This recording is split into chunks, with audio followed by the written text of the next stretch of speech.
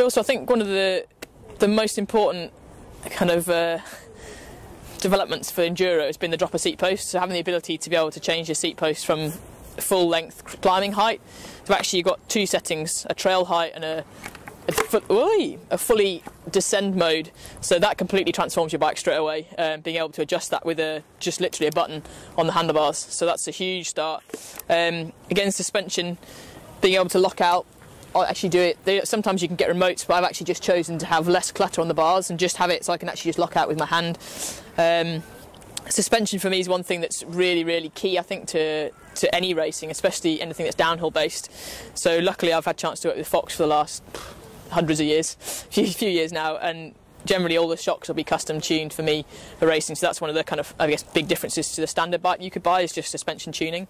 Again, handlebars and brake setup is one thing that for me is really important, to make sure I can reach my brakes, so I actually wind my brakes in so I can actually always have one finger just resting. So again, having that opportunity to change bits and pieces is really important, and taking time. Carbon handlebars, I've actually got a signature Timo handlebar that I've been using, so again it's my custom width, it's lightweight, really durable. Having a mud guard, again it just helps long stages, get a piece of mud in your eye, your day's over. That's definitely a big one.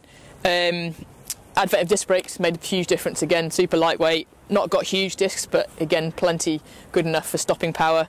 Tyres is one thing with enduro as well that's a real compromise. Again, if you have a full downhill casing tyre, okay, you're less likely to get punctures, but you've got to carry that weight, and that rotating mass is a big thing for 4 or 5 hour days.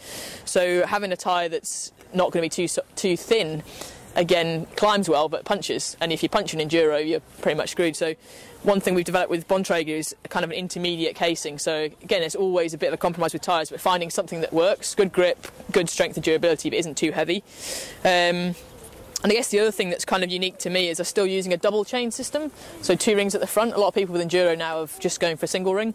I guess for less chance of losing the chain and for lightweight reasons is the main thing. But I still prefer to have that range of gears, and I prefer to be able to spin and recover on a transition and be able to just really take my time and not feel like I'm grinding away at a gear, because at the end of the day you still have to have that energy throughout a whole day of enduro racing. So I've still chosen to go with a front mech.